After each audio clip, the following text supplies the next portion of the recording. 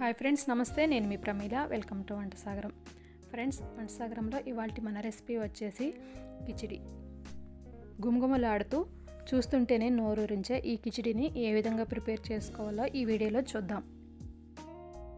ఈ కిచిడి కోసం ముందుగా బియ్యాన్ని, పెసరపప్పుని నానబెట్టుకోవాలి. ఇక్కడ నేను 150 గ్రాముల వరకు బియ్యాన్ని తీసుకొని నానబెడుతున్నాను.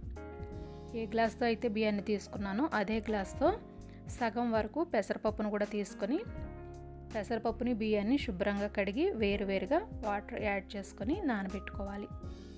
ఇలా ఒక పావు గంట సేపు నానబెట్టుకుంటే సరిపోతుంది. ఇప్పుడు స్టవ్ మీద కిచిడి వండుకోవడానికి ఒక పాత్రను పెట్టుకొని దానిలో 1 టేబుల్ స్పూన్ ఆయిల్ని యాడ్ చేసుకోండి. ఆయిల్ హీట్ ఎక్కిన తర్వాత వీడియో క్లిప్లో చూపిస్తున్న విధంగా 1/2 టీ స్పూన్ జీలకర్ర, 2 లేదా 3 లవంగాలు, 1 ఇంచు దాల్చిన చెక్క, 1 లేదా 2 బిర్యానీ ఆకుల్ని యాడ్ చేసుకోండి. ఈ దినుసులు వేగిన తర్వాత చిన్నగా కట్ చేసి పెట్టుకున్న పావు కప్పు ఉల్లిపాయ ముక్కలు, నిలువుగా చీల్చి పెట్టుకున్న 3 పచ్చిమిర్చిని వేసుకోవాలి. ఇవి కూడా వేగిన తర్వాత 1/2 టీ స్పూన్ అల్లం తురుమును యాడ్ చేసుకొని పచ్చివాసన పోయే వరకు ఫ్రై చేసుకోండి. తర్వాత 1 టేబుల్ స్పూన్ క్యారెట్ ముక్కలు, 1 టేబుల్ స్పూన్ టమాటా ముక్కలు, చిటికెడు పసుపును వేసుకొని కలుపుకోండి.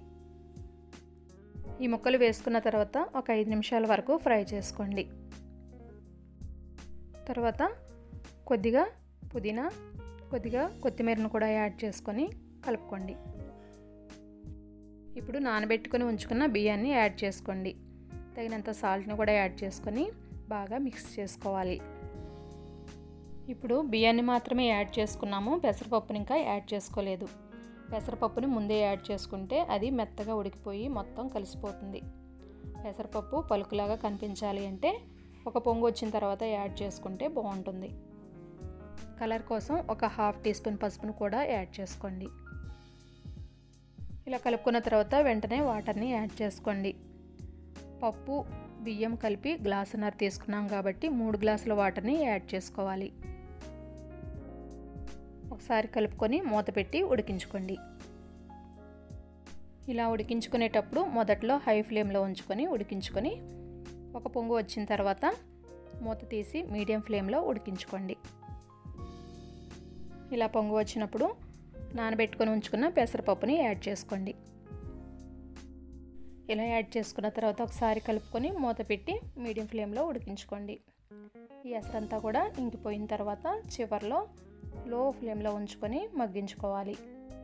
ఇప్పుడే సాల్ట్ సరిపోయిందో లేదో ఒకసారి చెక్ చేసుకొని సరిపోకపోతే కొద్దిగా యాడ్ చేసుకోండి.